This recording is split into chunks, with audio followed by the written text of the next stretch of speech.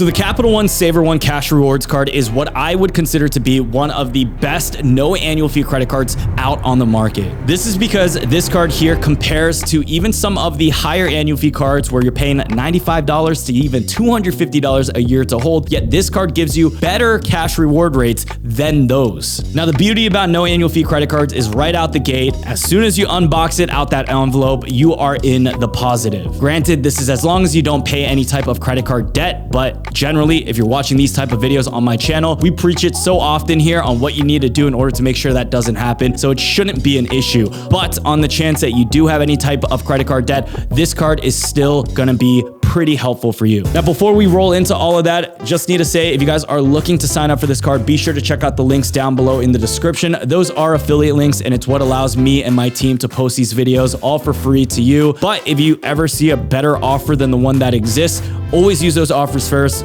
Don't worry about us. We still eating good out here. It's all good. But if you ever do want to support us and you appreciate the free value in the content, be sure to check out those links too. Now, with everything that I said, I still stand by my word. This is what I'd consider to be one of the best no annual fee credit cards out on the market. And that's mainly because with this credit card specifically, you're going to be getting some OP Uber benefits. OP.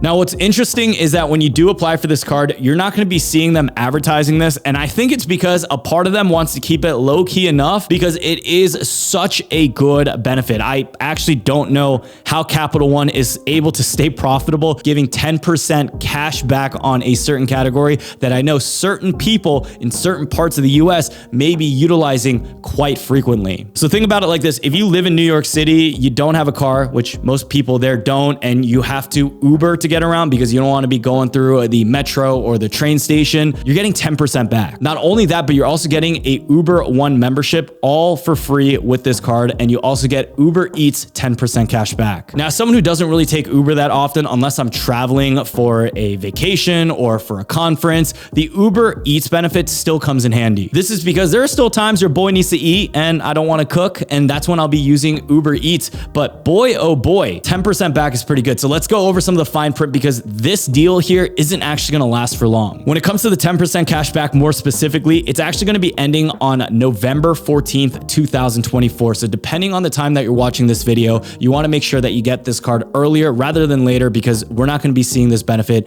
stick around for too long. If you're someone who doesn't really use Uber or Uber Eats, I still think this card is valuable just because you can get 8% cash back on Capital One's entertainment portal. And on top of that, you'll be getting 5% cash back when you book hotels and rental cars booked through the Capital One travel portal. And say you don't do none of that. Say the traveling is not for you. Say you don't care about any of the entertainment benefits. You're still getting 3% cash back on dining and at grocery stores, excluding Walmart and Target. And then you also get 3% cash back on popular streaming services and entertainment. Like, look, that is pretty much a majority of what I spend my money on. And I'd like to think that most people like you and I, we got some similarities. We got some common things like the way we spend our money. So this is going to be spending money on food, either going to grocery stores or restaurants. And if you're not doing any of that, you're still spending money on streaming services like entertainment, you know, whether it's Netflix, HBO Max, you name it. There's a lot these days. So cashback rewards rate, probably the best in the industry. Even if you don't use the 10% back one, if you don't use the 8% back one, if you don't even use the 5% back one, you're still getting 3% all for no annual fee. Now, here's the best part. When you do pick up this card, all you have to do is spend $500 in the first 3 months and you're going to be getting $200 back on your account. It's not often where you sign up for something and they're going to be giving you $200 back. And this is one of those cards where I'm not going to guarantee it, but I'd like to imagine that 99.9% of the people out there are going to be able to hit this welcome bonus offer. That's because in a span of 3 months, most people spend way more than $500. So this here is still very easy. The only other cards that I'd compare the Capital One Savor One Cash Rewards card to is going to be the Bilt MasterCard and then also the Chase Freedom Flex card. Those three contenders are probably some of the best within the no annual fee card game, but out of those three, I still have to give it to Capital One at the time being. Now, when it comes to applying for this card, there are a few rules that you need to know about. First of all, if you didn't know, Capital One is actually one of the most strict credit card issuers out on the market. The way I rank it is Amex is the most lenient, the most flexible, then we have Chase, and then we have Capital One, and then any other issuer outside of that. Now, if you don't know what I mean, let me explain. One. So Capital One has a rule where you can only get approved for one credit card every 6 months. This means if you get a personal credit card, business credit card, it doesn't matter. You can only get one credit card every 6 months. And if you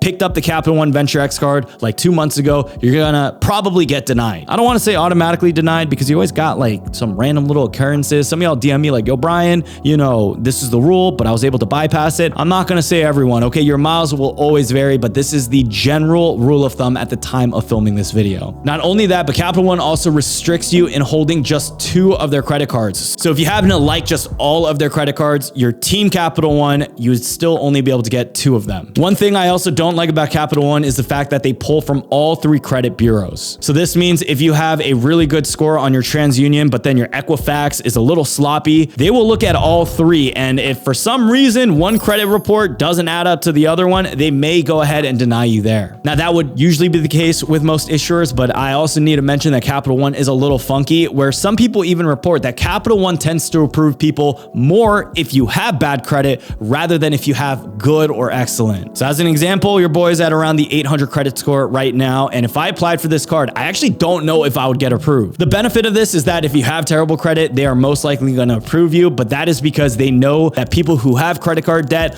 are probably going to be able to pay more interest on their products and they can grow as a company. Now, personally for me, I don't know about that whole business model, but look, it's the way things are, so definitely keep that in mind. With that being said though, as long as you have a score above 680, I've heard from all across the board from you guys that you have been able to get easily approved and accepted for this card. Only rarely have I heard someone actually getting declined, but if you are one of those people, you've been declined, let me know the reason why you got declined. They'll send that letter in the mail. You can post that down below in the comments. Now, ladies and gents, that is pretty much everything you need to know about the Capital One Saver One card. The issuer is strict, but the card here is really good. There is going to be a time limit on when that 10x cash back reward for the Uber benefit is going to expire, and that is going to be sometime in November of 2024. If you like Uber, if you don't have any Capital One credit cards at the moment, I still think this is worth applying for, adding to the list, and then moving on. If you do have this card too, let me know your experience down below in the comments. If you guys did enjoy today's video, be sure to check out the links down below in the description. Like I mentioned earlier, if you do want to check out this card, I have a direct link down below. And on top of that, if you guys want to go ahead and join our Facebook group and our Discord, the links for all of that will be down below in the description as well. Thank you all so much again for watching today's video. Have an amazing, blessed day. I love y'all. Peace out.